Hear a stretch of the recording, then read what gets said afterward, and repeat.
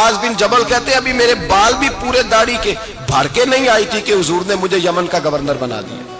हजरत अली शेर खुदा 10 साल की उम्र में कलमा पढ़ने वाले कहते अभी मेरी छोटी सी उम्र थी कि हुजूर ने मुझे यमन का काजी बना दिया। हजरत जनाब सैयदना उसामा बिन जैद 17 साल के जवान थे। हुजूर ने जब आखिरी लश्कर अपनी हयाते ज़ाहिरी का आखिरी लश्कर रवाना किया तो उस लश्कर का सिपा सलार हुजूर ने 17 साल के नौजवान को बनाया।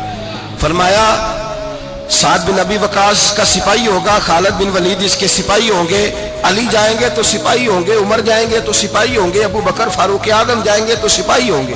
तो हुजूर इसकी रहनुमाई कौन करेगा? फरमाया मेरे गुलाम का बेटा 17 साल का जवान, 17 साल का जवान, 17 साल का जवान तो उसकी तो अम्मा कहती है अभी तो इसको रोटी नहीं खानी आई। तो जिहाद की सिपा सलारी 17 साल के जवान के अब्बा जी को पूछा तो कहते हैं मेरी जिंदगी में काम करे, अभी तो मेरे होते हुए नहीं मैं इसके हाथ मैले होने दूंगा। तो भाई आपके फौत होने के बाद ये किधर जाएगा? अगर परसों फौत हो गए तो जिंदगी का कोई पता है? 17 साल के जवान को मेरे रसूल पाक अलैहिस्सलातु सलाम ने क़यादत दी और तमाम जलील कदर जर्नैल सहाबा की क़यादत दी। हुजूर का विसाल हो गया, अभी लश्कर पहुंचा नहीं था। नबी पाक के विसाल के बाद हजरत अबू बकर सिद्दीक खलीफा बने, वो लश्कर वापस आ गया। हुजूर के उन्होंने आखिरी अय्याम में जियारत की, हुजूर की तदफीन में शरीक हुए, दुरूद व सलाम पढ़ा।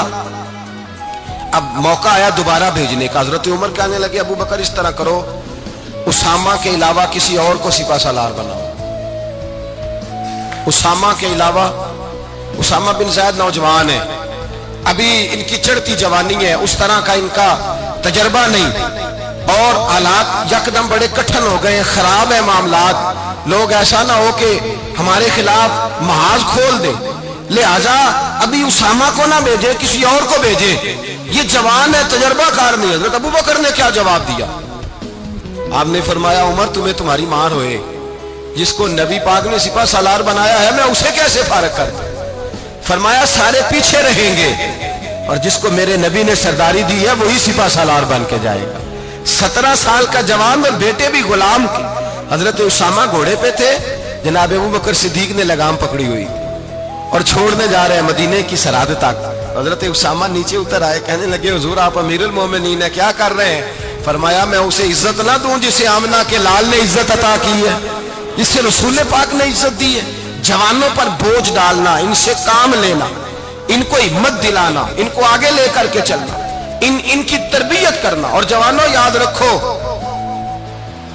जिक्र का मजा भी जवानी में, दुरूद का मजा भी, सलाम का मजा भी, और अगर मुझसे पूछो तो मक्के जाने का मजा भी जवानी में, मदीने जाने का मजा भी जवानी में। ये